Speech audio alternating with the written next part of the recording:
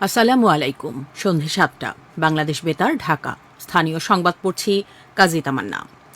আসন্ন ত্রয়োদশ জাতীয় সংসদ নির্বাচনে রিটার্নিং অফিসার কর্তৃক মনোনয়নপত্র গ্রহণ ও বাতিলের আদেশের বিরুদ্ধে নির্বাচন কমিশনে দায়ের করা আবেদনের শুনানি আজ দ্বিতীয় দিনের মতো অনুষ্ঠিত হয়।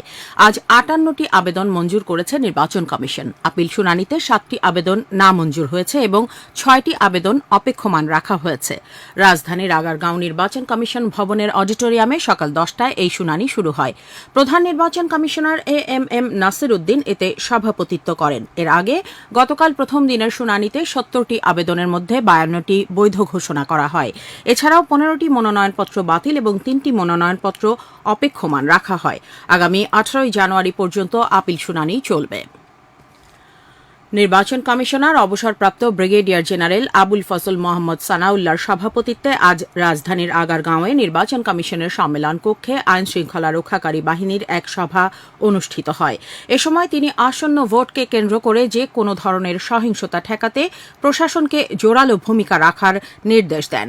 বৈঠকে border guard, coast guard, police, Ansar ও গ্রাম প্রতিরক্ষা বাহিনী, জাতীয় নিরাপত্তা ও গোয়েন্দা অধিদপ্তর, ডিজিএফআই, জাতীয় টেলিযোগাযোগ মনিটরিং সেন্টার ও র্যাপিড অ্যাকশন ব্যাটালিয়ন সহ বিভিন্ন সশস্ত্র বাহিনীর মহাপরিচালক সহ প্রিন্সিপাল স্টাফ অফিসার ও সংশ্লিষ্ট প্রতিনিধিরা উপস্থিত ছিলেন।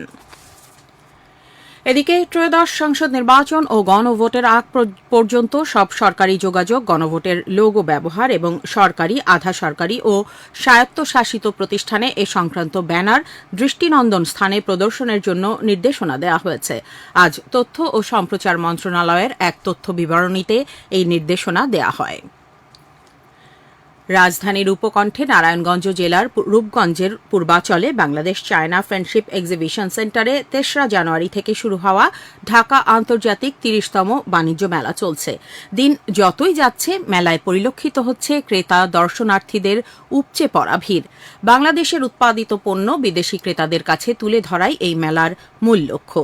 দেশি বিদেশি বিভিন্ন স্টল ও প্যাভিলিয়নে প্রদর্শিত হচ্ছে আধুনিক প্রযুক্তি, ফ্যাশন, হস্তশিল্প ও গৃহস্থালী পণ্যের বিশাল সম্ভার। প্রতিদিন সকাল ৯টা থেকে রাত ৯টা পর্যন্ত মেলা চলছে। আগামীকাল জাহাঙ্গীরনগর বিশ্ববিদ্যালয়ের ৫৫তম দিবস পালিত হবে। এ উপলক্ষে বিশ্ববিদ্যালয় প্রশাসন নানা আয়োজনের মধ্য দিয়ে এ দিবসটি পালন করার প্রস্তুতি গ্রহণ করেছে। আগামীকাল সকালে বিশ্ববিদ্যালয়ের উপাচার্য অধ্যাপক ড মোহাম্মদ কামরুল আহসান জাতীয় পতাকা উত্তোলনের মাধ্যমে কর্মসূচির উদ্বোধন করবেন। উদ্বোধনী অনুষ্ঠানের পর উপাচার্যের নেতৃত্বে এক বর্ণাঢ্য শোভাযাত্রা শুরু হয়ে সেলিম আলদিন মুক্ত মঞ্চে গিয়ে শেষ হবে। পরে বৈষম্য বিরোধী আন্দোলনে আহতদের আরোগ্য কামনায় এবং শহীদদের তার মাগফেরাত কামনায় দোয়া করা হবে। এছাড়া দিবসটি উপলক্ষে প্রাক্তন, বর্তমান শিক্ষক শিক্ষার্থীগণের স্মৃতিচারণ, ক্রীড়া প্রতিযোগিতা ও সাংস্কৃতিক অনুষ্ঠানের আয়োজন করা হয়েছে। টাঙ্গাইলের মধুপুর উপজেলায় দরিদ্র ও অসহায় শীতার্ত মানুষের মধ্যে কম্বল বিতরণ করেছে সেনাবাহিনী। এ উপলক্ষে আজ উপজেলার বিএডিসি আর্মি ক্যাম্প এলাকায় আয়োজিত এক অনুষ্ঠানে ১৯ পদাতিক ডিভিশনের জেনারেল অফিসার, কমান্ডিং ও Ghatail area commander major general Mohammad Hossain Al Morshed প্রধান অতিথি হিসেবে দরিদ্র ও অসহায় ২০০ পরিবারের মধ্যে কম্বল বিতরণ করেন। এ সময় তিনি বলেন, প্রতি বছরের মতো এবছরও শীতার্ত অসহায় মানুষের পাশে দাঁড়াতে বিভিন্ন মানবিক কার্যক্রম পরিচালনা করছে বাংলাদেশ সেনাবাহিনী। আগামীতে এ ধরনের জনসেবামূলক কার্যক্রম অব্যাহত থাকবে বলে আশা প্রকাশ করেন তিনি। আগামী ২৪ ঘণ্টার আবহাওয়ার পূর্বাভাসে বলা হয়েছে, আকাশ অস্থায়ীভাবে আংশিক মেঘলা সহ সারা দেশের আবহাওয়া শুষ্ক থাকতে পারে। শেষ রাত থেকে সকাল পর্যন্ত দেশের নদী অববাহিকায় মাঝারি থেকে ঘন কুয়াশা পড়তে পারে এবং অন্যত্র হালকা থেকে মাঝারি ধরনের কুয়াশা পড়তে পারে। রাজশাহী, পাবনা, নওগাঁ, যশোর ও চুয়াডাঙ্গা জেলাসহ রংপুর বিভাগের উপর দিয়ে মৃদু শৈত্যপ্রবাহ বয়ে যাচ্ছে এবং তা অব্যাহত থাকতে পারে। দেশের দক্ষিণাঞ্চলে রাতের তাপমাত্রা সামান্য হ্রাস পেতে পারে এবং অন্যত্র প্রায় অপরিবর্তিত থাকতে পারে। সারা দেশে দিনের তাপমাত্রা প্রায় অপরিবর্তিত থাকতে পারে। আজ ঢাকায় সর্বোচ্চ তাপমাত্রা ছিল ২৫.২ ডিগ্রি সেলসিয়াস এবং সর্বনিম্ন ১৪.৬ ডিগ্রি সেলসিয়াস।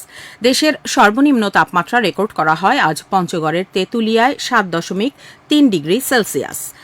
সকাল ৯টায় বাতাসের আর্দ্রতা ছিল ৭২% এবং সন্ধে ৬টায় ৬৭%। আগামীকাল ঢাকায় সূর্যোদয় ৬টা ৪৪ মিনিটে এবং সূর্যাস্ত সন্ধে ৫টা ৩০ মিনিটে।